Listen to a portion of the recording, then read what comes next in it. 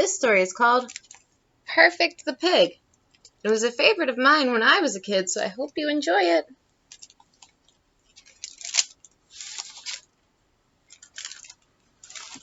Perfect the Pig.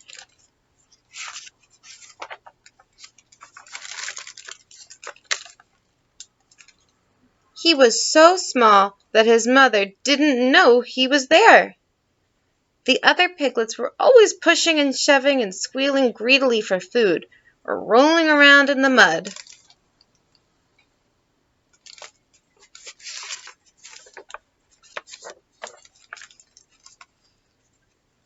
But the tiny pig was gentle, quiet, and never greedy, and he always kept clean.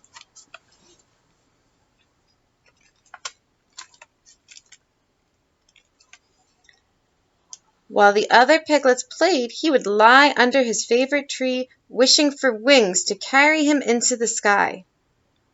One day, he heard a great shriek, and a large sow had slipped on the road. The little pig crawled under the fence and ran to help her. He wedged some pebbles and twigs under her, and with great effort finally helped her to her feet.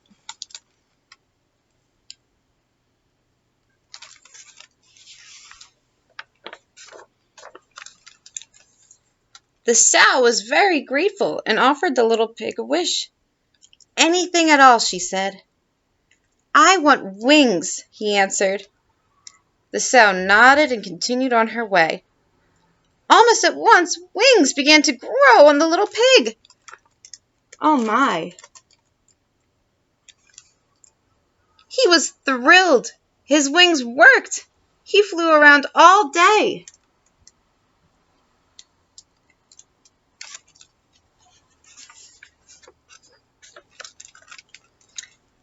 At night he returned to the pig pen. When the other pigs saw his wings, they pushed him out. "Go sleep with the birds," they said. He tried that, but the birds wouldn't let him stay either. How do you think he feels?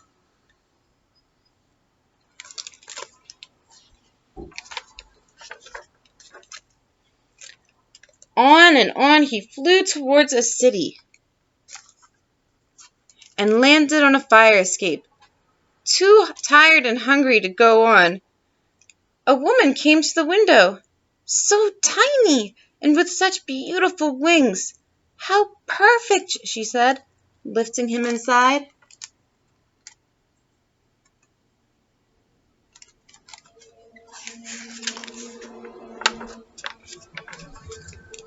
She fed him, then she put him to bed and kissed him good night. The little pig kissed her back. This so delighted the woman that she named the pig Perfect. Perfect could hardly believe it. He had not only found a home, but someone who thought he was perfect. Do you see him sleeping? Olive, that was the woman's name, was an artist. She adored Perfect and did all she could to please him. She bathed him,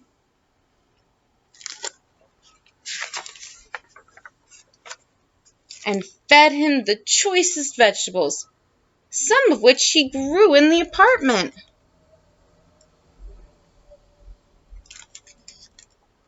Soon she began to make pictures of Perfect, posed among fruits and vegetables.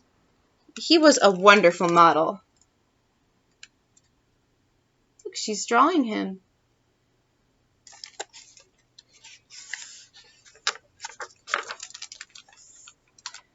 However, he soon grew restless and looked longingly at the sky. Olive understood and took him up to the roof.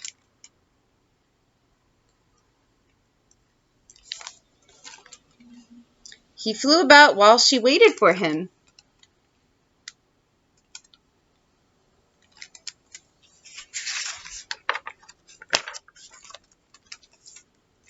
Olive made a little jacket to cover Perfect's wings, so he wouldn't attract attention when she took him on walks. But Perfect didn't like walking. The cement hurt his feet, and he couldn't see anything. so Olive carried him in her basket. She tried her best to shelter him from the harsh things in life, but she didn't always succeed. People liked the pictures of Perfect and bought them. Olive's savings jar began to fill up. People want to buy her art. Soon the apartment was crowded with pictures, fruits, and vegetables, and a growing Perfect. By now he had grown so much that he was getting too big to hide.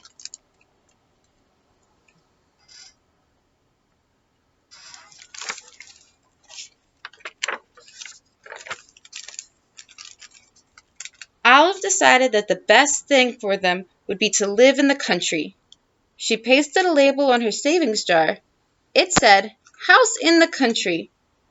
Perfect couldn't read, but he could see that Olive was very happy and excited, and that made him happy and excited too.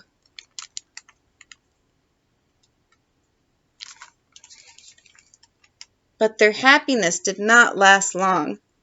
The next day, while Perfect was out for his daily fly, a heavy fog rolled in. Perfect got lost. He flew around frantically as it grew darker and darker.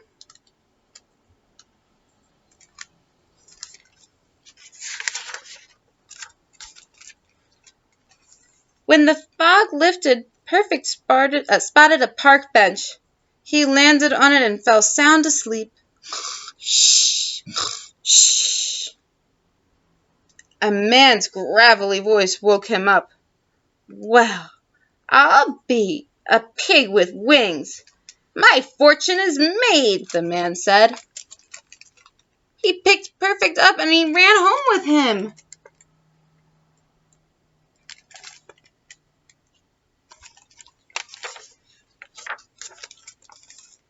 Perfect found himself in a small room. The man took off his belt and said, "Okay, Oink, now I'm going to train you. Fly around this room." He cracked the belt, and Perfect flew away from it in fright. "That's a good Oink," the man said. He's not very nice at all.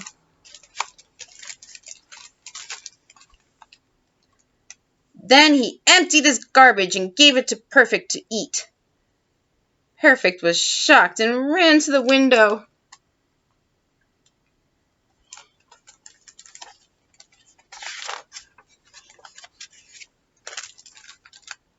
"Oh, no, you don't," the man said, and tied Perfect to a pipe.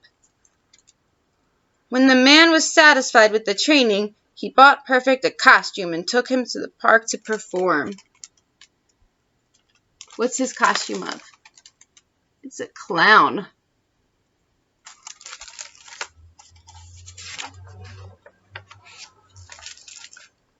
At the end of the performance, Perfect would fly over the heads of the audience.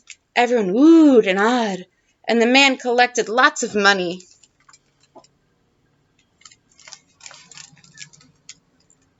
Every night after counting the money, the man gave Perfect a hard look and tied him up tighter. Once Perfect tried to resist and flapped his wings.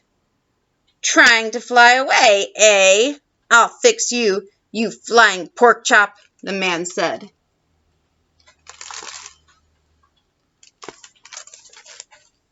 Poor Perfect. He left the room and returned with a cage. From then on, that was where Perfect was kept. Perfect was miserable. His wings ached, and he hadn't had a bath in months. The man gave him only garbage to eat and never ever kissed him. Every night Perfect cried himself to sleep thinking of Olive. Olive went up to the roof each day and searched the sky for Perfect. She wandered through the streets looking for him.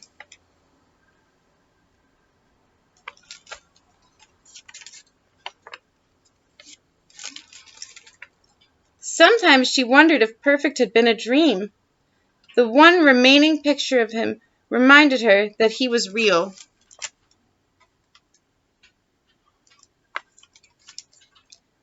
During one of her daily walks, she saw a sign that read, "The Great Flying Oink."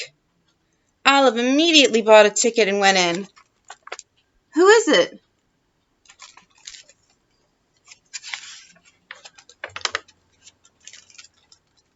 She could hardly believe her eyes. It was Perfect!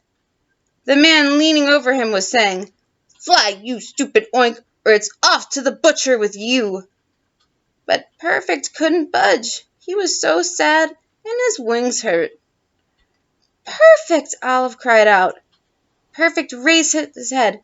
He squealed as he stretched his wings and flew to her, and everyone clapped. "Yay, do you see?"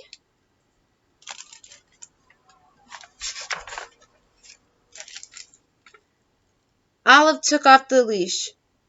"Where are you going with my pig, lady?" the man said. "This is my pig," said Olive. The man and Olive began to argue. "Let a judge decide this," someone said, and everyone agreed. The judge listened to both sides. First the man spoke, then Olive. The judge thought hard.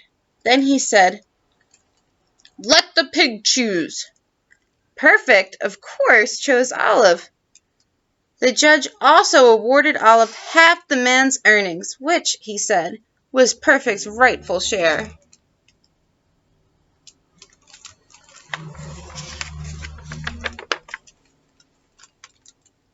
With the money, Olive bought a little house in the country where she and Perfect lived in peace and happiness.